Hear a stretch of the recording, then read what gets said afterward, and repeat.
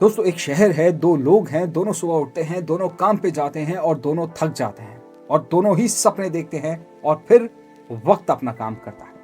25 से 30 साल बाद एक आदमी पैसे को लेकर परेशान है और दूसरा पैसे से परेशान नहीं बल्कि खुश है। फर्क मेहनत का नहीं था, फर्क इंटेलिजेंस का भी नहीं था, फर्क सिर्फ सोच का था। आज हम पैसे कमाने के तरीके नहीं बताएंगे, आज हम पैसा समझने की कहानी सुनाएंगे। इस वक्त आपके दिमाग में चल रहा होगा, बिलियनियर्स तो अलग होते हैं, उनके पास पैसा होता है, ये सब कुछ मेरे लिए नहीं है। और सच बोलूं, आप गलत नहीं हो। आप बिलियनियर्स के एसेट कॉपी नहीं कर सकते, लेकिन आप उनके रूल्स कॉपी कर सकते हैं। और रूल्स पैसों से नहीं, समझ से फॉलो होते हैं। मिडिल क्लास आदमी पैसा देखता है और पूछता है कि इसे कैसे बचाऊं। बिलियनियर्स पैसा देखते हैं और पूछते हैं इसे कैसे काम पर लगाऊं। मिडिल क्लास आदमी लॉस से डरता है, बिलियनियर्स परमानेंट लॉस से डरते हैं। इसलिए बिलियनियर्स सबसे ज्यादा रिस्क नहीं लेते, वो सबसे पहले रिस्क को समझते हैं।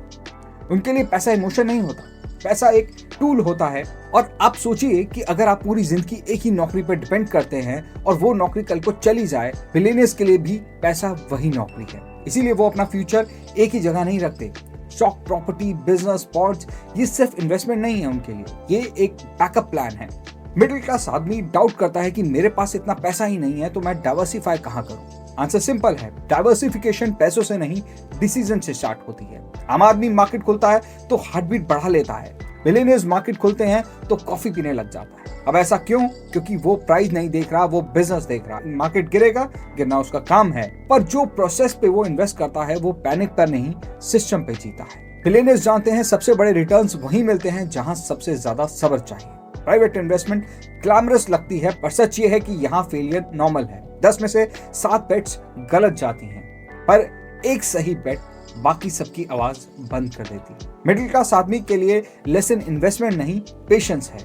कुछ साल पहले तक इंडिया के स्टार्टअप्स के सपने ज्यादातर विदेशी पैसों पर चल रहे थे। 2023 तक लगभग 80 से 85% फंडिंग बाहर से आती थी। फिर एक शांत बदलाव शुरू हुआ। सिर्फ 2 साल में लोकल कैपिटल 15% से बढ़कर लगभग 40% हो गई। इस बदलाव के पीछे कोई स्कीम नहीं थी, इसके पीछे था इंडियन फैमिली ऑफिसेस। एक बात जो कड़वी है पर जरूरी है, मिडिल क्लास और बिलियनियर्स एक ही फाइनेंशियल गेम नहीं खेल रहे। मिडिल क्लास सेफ्टी ऑप्टिमाइज करता है, बिलियनियर्स कंट्रोल ऑप्टिमाइज करते हैं। मिडिल क्लास पूछता है कि अगर फेल हो गया तो, बिलियनियर्स पूछते हैं अगर सक्सीड हो गया तो मैं कितना कंट्रोल रखूंगा। बिलियनियर्स ऑप्शनैलिटी खरीदता है।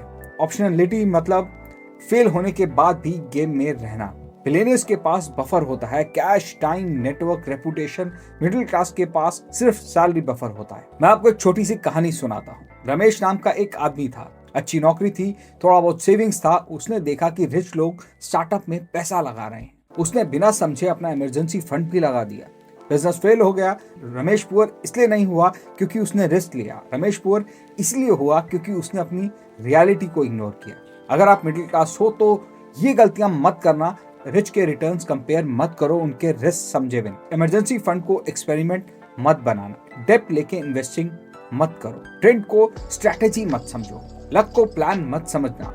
और एक बात सच है, लक और टाइमिंग का रोल होता है, पर लक उनको ज्यादा मदद करता है जो प्रिपेयर्ड होते हैं। डिसिप्लिन लक गारंटी नहीं करता, पर इनडिसिप्लिन फेलियर ऑलमोस्ट गारंटी कर देता है। इस कहानी का एंड ये नहीं कि आप बिलियनियर बन जाओगे, इस कहानी का एंड ये है कि आप अंधेरे में डिसीजन नहीं लोगे। पैसा कम या ज्यादा हो सकता है, पर कंफ्यूजन में जीना जरूरी नहीं। लेसन्स कॉपी करो, इमिटेशंस नहीं।